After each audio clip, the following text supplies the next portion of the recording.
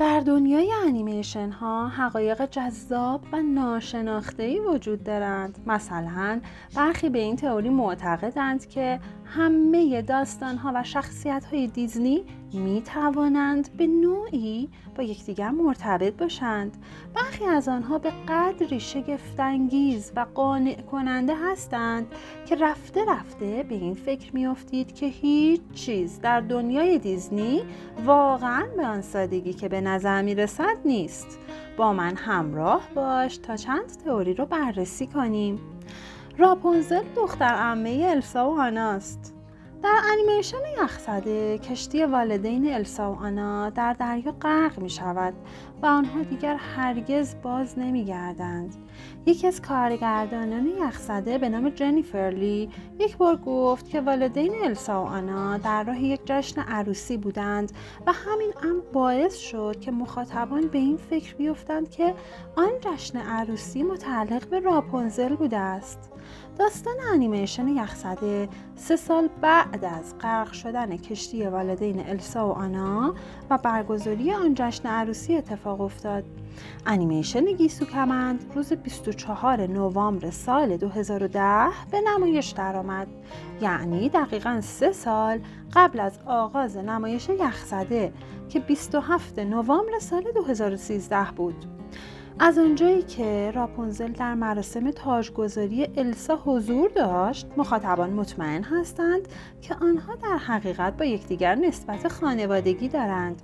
مخاطبان به طور خاص معتقدند مادر راپونزل عمه السا و آنا است. داستان علایالدین در آینده اتفاق می‌افتد.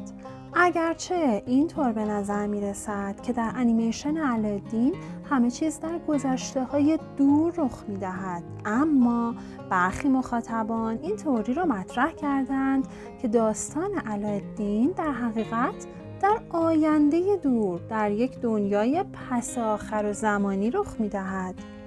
در این انیمیشن غول چراغ جادو به این نکته اشاره می کند که 10,000 سال در چراغ جادو بوده است. با این حال شوخی های غول چراغ جادو مملو از اشاراتی به فرهنگ قرن 20 است. اما اگر داستان در گذشته های بسیار دور رخ می دهد، پس چطور غول چراغ جادو از چیزهایی که مربوط به قرن 20 هستند خبر دارد؟ مخاطبان تصور می کنند غول چراغ جادو آخرین بار در قرن 20 بیرون از چراغ جادو بوده و داستان علایالدین 10,000 سال بعد از آن، یعنی دست کم در سال 11900 میلادی رخ می دهد. اورسولا عمه آریل است. اولین باری که در انیمیشن پری‌دریایی کوچولو شخصیت اورسولا معرفی می شود، او می گوید من که جوان بودم ضیافت‌های رؤیایی برپا می‌شد. آن وقتها که در قصر زندگی می‌کردم. اگر او خواهر شاه تریتون پدر آریل نبوده، پس چطور در قصر زندگی می‌کرده؟ اگرچه هیچ کس با اطمینان نمی‌داند که اورسولا که قبلاً یک پری دریایی بوده چطور به یک اختاپوس تبدیل شده بود، اما برخی مخاطبان تئوری‌هایی در این باره مطرح کردند. به خاطر دارید که یک بار اورسولا خود را تبدیل به دختری به نام ونسا کرد و اریک را هیپنوتیزم کرد تا به جای آریل با او ازدواج کند؟ شاید اورسولا در ابتدا به همان شکل بوده. مخاطبان فکر می کنند از آنجایی که اورسولا نتوانست ملکه شود، تصمیم می گیرد به شکل دیگری قدرت را به دست آورد، مثل ازدواج با یک شاهزاده در خشکی، اما نقشش نتیجه نمی دهد. به علاوه انسان‌ها متوجه می شوند که او یک پری دریایی است و سعی می کنند او را شکار کنند، امری که به مرگ مادر آریل می انجامد. به همین دلیل تریتون او را از قصر اخراج می کند. بعد از آن اورسولا بسیار خشمگین می شود و ظاهر خود را تغییر می دهد. جین نوه بل است. همه چیز از سرویس چایی شروع می شود که در انیمیشن تارزان ظاهر شده است. این سرویس چای دقیقاً همانی است که در انیمیشن دیو و دلبر نیز وجود دارد.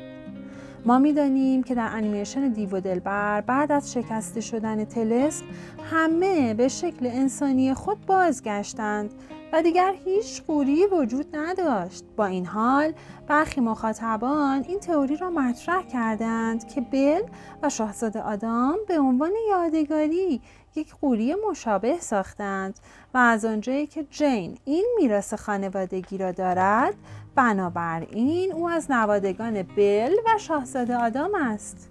به شباهت جین و بل دقت کنید. آنها چهره شبیه به هم با ابروهای قهوه‌ای و لباسهای زرد رنگ دارند.